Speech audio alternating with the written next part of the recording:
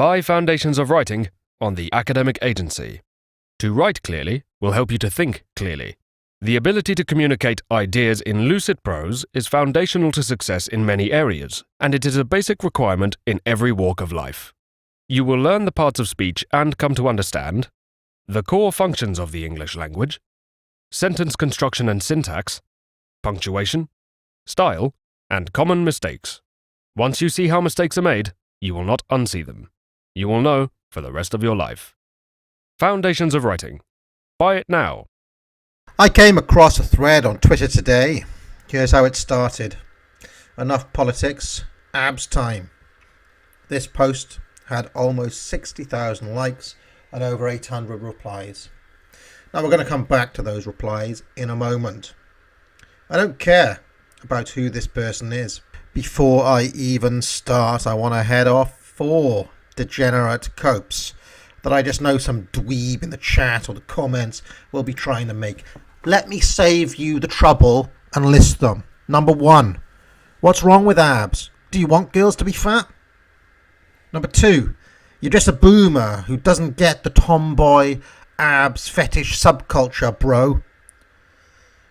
Number 3, if you're against this, it's obviously some insecurity on your part. Number 4, stop getting triggered and acting like a prude, bro. They're just being ironic and exaggerating, trying to wind you up. Well, listen. Fuck all that. So just stop, okay? Enough with these justifications and copes. Don't want to hear them. I don't care. I've heard it all before anyway, when I focused on the femboy issue and the anime to porn to trans pipeline last year. Now many fewer people doubt what I was saying back then. And so it shall be with so-called tomboy abs and this absurd trend that we're seeing. Both of these things, the femboy and the tomboy, point to a deeper existential malaise in a culture that has seriously lost its way. And before you libertarians start, it's not fucking kink, okay? It's not a private matter. It's not a case of what goes on in the bedroom. So please shut up for a second while the natural law is laid down. This is a civilizational matter because we are a civilization under both tremendous attack and in steep decline. Therefore, it matters that our young women are trying to behave like men in this way, and it matters even more that our young men are responding in public and under their real names, mind you, like this. I think that we've reached peak wank. Now, because people are stupid, I can't just let this picture speak for itself. I'm going to have to really spell it out so that even Billy at the back of the class can get it. The woman is built like a man. The man is a little snake wimp on his knees in the classic blowjob position, and to cap it all off, she's holding his head. There's even a variant where she calls him little boy. This isn't some one-off response. This is a cultural phenomenon big enough to be a meme. But it should be clear that the tomboy abs is a gateway to fantasies of complete gender reversal. This young man wants to put himself in the position of a teenage girl serving a bigger and more masculine man. He is abdicating his responsibility as a man and asking the woman to be the man in his place. In other words, he is verbalizing his desire to be feminine, to become a woman. Now, because it's 2021 and people are extra specially stupid in this day and age, I'm going to get another reply to ensure that you really get it. I'm going to bash you over the head. Remember I mentioned Conan and his sledgehammer? This video is me wielding Conan's sledgehammer, okay? So let's look at this one. Here, Nikki responds to the picture of the masculine woman with a degenerate anime meme of what appears to be a schoolgirl squirting milk from their genitals. Now Nikki imagines himself as a schoolgirl with a penis exploding at the sight of a strong woman. if you look at the written text, it is also written in a particularly girlish way. I'm so horny right now. Let's do some more for luck. Here's a Japanese-looking girl, posted as the point of view character from the male Twitter user licking the tomboy abs. This is the complete inversion of Laura Mulvey's male gaze. This is the female gaze internalized by young men. Here's another variant. Here the man imagines himself as a young anime girl with a fucking ponytail poking their tongue out trying to lick the toned stomach of a muscular woman.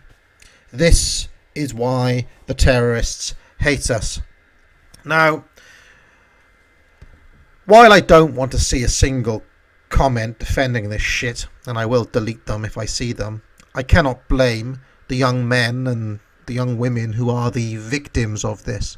Yes, it is true that male and female traits are biologically rooted, but there is some slack there which culture picks up, and whatever slack is there, our culture is pushing to breaking point, inducing problems of internal identity on young and impressionable men and women who live dazed and confused by all of this, addicted to porn and this sort of gender-bending nonsense on a daily basis. I'm led to believe that the likes of Count Dankula and others have tried to normalise and defend all of this. This isn't something that should be defended. It's ultimately terminal for civilizational prospects. It is quite literally training men to think of themselves as women, to ape the behaviours of women. And when the barbarian does invade, can we be sure that these men will shake it all off and fight, or will they drop to their knees with their tongue hanging out? This tomboy rubbish is just the tip of a much deeper iceberg that infiltrates Zoomer culture at every level, especially in porn, but also in all of the other degenerate forms, you know, the forums, the anime, the 4chan, all of the gamer spaces, and so on and so forth. This sort of thing is just the everyday life. Another cope that somebody gave me is, don't react to something on Twitter. Let me tell you something. Twitter is real life. It's more real, and it affects real life more than anybody expects. How can anybody have lived through the past 3 or 4 years and not think that Twitter is real life? Of course it is. This is what young men are spending their time doing. Don't give me that. Cope. Now, it's hard to blame anyone, in particularly on an individual level, because the cultural messaging they've been getting since the 1990s has trended in this direction to greater or lesser extremes. Let me read some of the lyrics of a song that I grew up with, Girls and Boys by Blur. Girls who are boys, who like boys, who do girls, who do boys, like their girls, who do girls, like their boys. Love. Now, what is the traditional answer to all of this? Let's see what Julius Evola says in Revolt Against the Modern World. We know that every traditional civilization is based on the will to order and give form, and that the traditional law is not oriented toward what is unqualified, equal, and indefinite, or, in other words, toward that impersonal mix in which the various parts of the whole become promiscuously or atomically similar, but rather intends these parts to be themselves, and to express as perfectly as possible their own typical nature. Therefore, particularly with regard to the genders, man and woman are two different types. Those who are born as men must realize themselves as men, while those who are born as women must realize themselves as women, overcoming any mixture and promiscuity of vocations. Even in regard to the supernatural vocation, man and woman must both have their own distinctive paths to follow, which cannot be altered without them turning into contradictory and inorganic ways of being. Already, Evola rules out the prospect of the manly woman or the girly man as contradictory and inorganic. Self-actualization in the traditional concept is about realizing yourself as your own gender. Men must realize themselves as men, and women must realize themselves as women. Now, what does that mean exactly? Evola continues. I have already considered the way of being that corresponds eminently to man. I've also discussed the two main paths of approach to the value of being a principle to oneself, namely action and contemplation. Thus, the warrior, the hero, and the ascetic represent the two fundamental types of pure virility. In symmetry with these types, there are also two types available to the feminine nature. A woman realizes herself as such and even rises to the same level reached by a man as warrior and ascetic only as lover and mother. These are bipartitions of the same ideal strain. Just as there is an active heroism, there is also a passive heroism. There is a heroism of absolute affirmation and a heroism of absolute dedication. They can both be luminous and produce plenty of fruits as far as overcoming human limitations and achieving liberation are concerned, when they are lived with purity and in the sense of an offering. This differentiation of the heroic strain determines the distinctive character of the paths of fulfillment available to men and women. In the case of women, the actions of the warrior and of the ascetic who affirm themselves in a life that is beyond life, the former through pure action and the latter through pure detachment, correspond to the act of the woman totally giving of herself and being entirely for another being, whether he is the loved one, the type of the lover, the aphrodisiac woman, or the son, the type of the mother, the Demetrian woman, finding in this dedication the meaning of her own life, her own joy, and her own justification. This is what bhakti or fides, which constitute the normal and natural way of participation of the traditional woman, really mean, both in the order of form and even beyond form, when it is lived in a radical and impersonal way. To realize oneself in an increasingly resolute way according to these two distinct and unmistakable directions, to reduce in a woman all that is masculine and in a man everything that is feminine, and to strive to implement the archetypes of the absolute man and of the absolute woman. This was the traditional law concerning the sexes, according to their different planes of existence. Evelyn suggests that men and women won't ever truly find themselves, so to speak, unless they adopt either the path of absolute affirmation, that's being a warrior, a man of action, as a man, or a lover, that is giving herself over entirely to a man as a woman. And the other path is the path of absolute dedication, that's being an ascetic, essentially one who transcends and overcomes sensual pleasures as a man, or a mother, that is giving herself entirely to the child as a woman. The hardest aspect for the liberal mind to understand in all of this is that those paths represent ultimate freedom in self-actualization for any of us, and everything else, all of the other temptations in life, which modernity throws our way and sells to us as freedom, is a trap. Now, when I say the liberal mind, I don't just mean Democrat voters and communists or something like that. I mean me, you, all of us. Me, you, and everyone watching this constantly defaults to thinking in a liberal way, because these are the waters in which we swim. This is how we've all been socialized from the second that we were born. We default to thinking of Evelyn's traditional edict here as being overly austere and constrictive in its prescriptions, and therefore we immediately try to find exceptions or counters or way to justify having a more enlightened or modern view of the matter. Now, Jonathan Bowden once commented on this tendency to try to find the liberal cope. Let's just listen to him for a moment.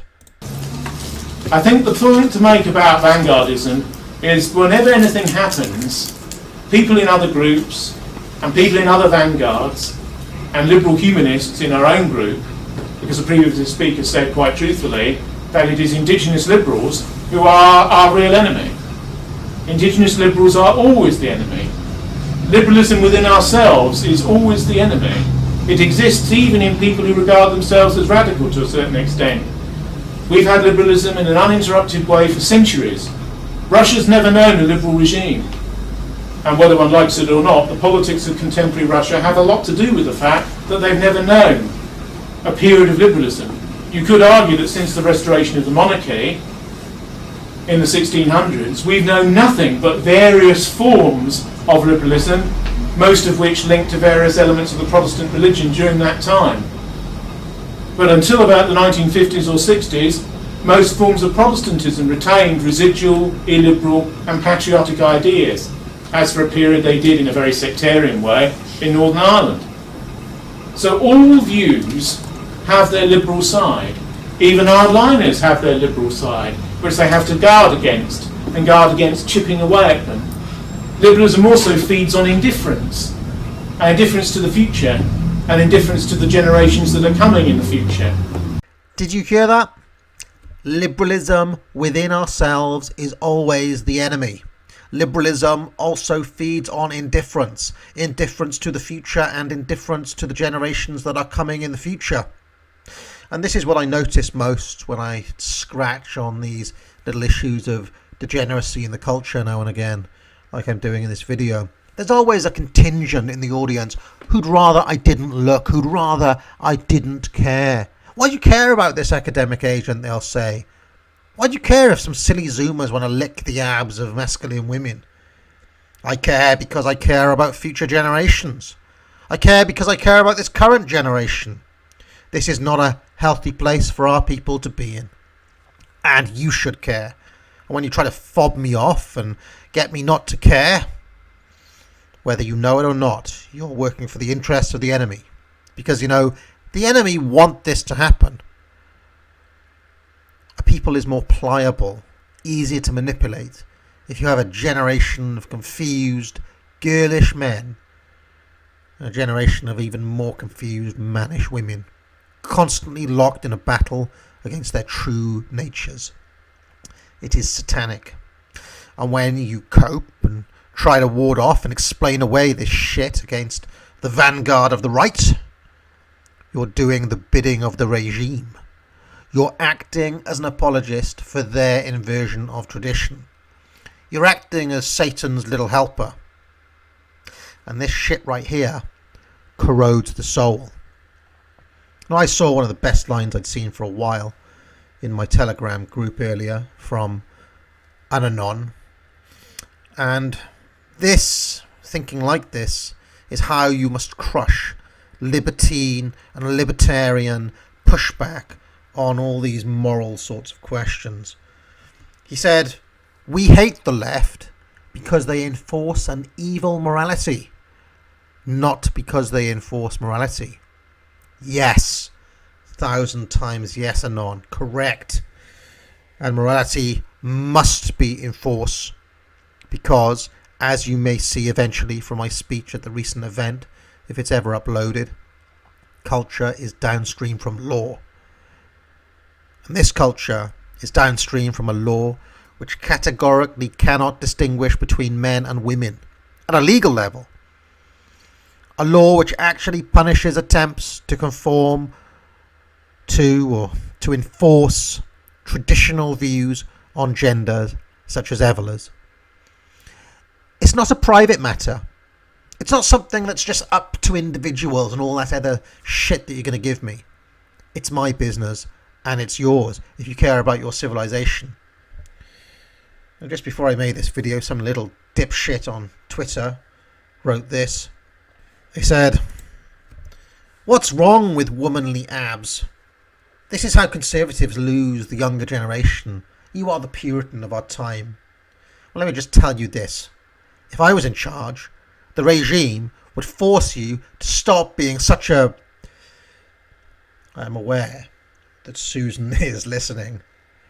But if you are a young man watching this who wants your girlfriend to be a man and who wants to act like a teenage girl in the safety of her bulging biceps, you don't belong on the right. The correct place for you is to be marching with Antifa against the natural order of things. Get out of here. Now available at the Academic Agency. Sharpen your analytical mind and your argumentation skills with Foundations of Logic. The course draws on the ancient wisdom of traditional logic that students learned for over 2,000 years, from the time of Aristotle through to the medieval schoolmen, right down to the 20th century. Sign up now for a free preview lecture. Be sure to like this video and subscribe, and if you really like my content, maybe consider joining the channel or donating or maybe even buy a mug. I am grateful for all of your support. Now get out.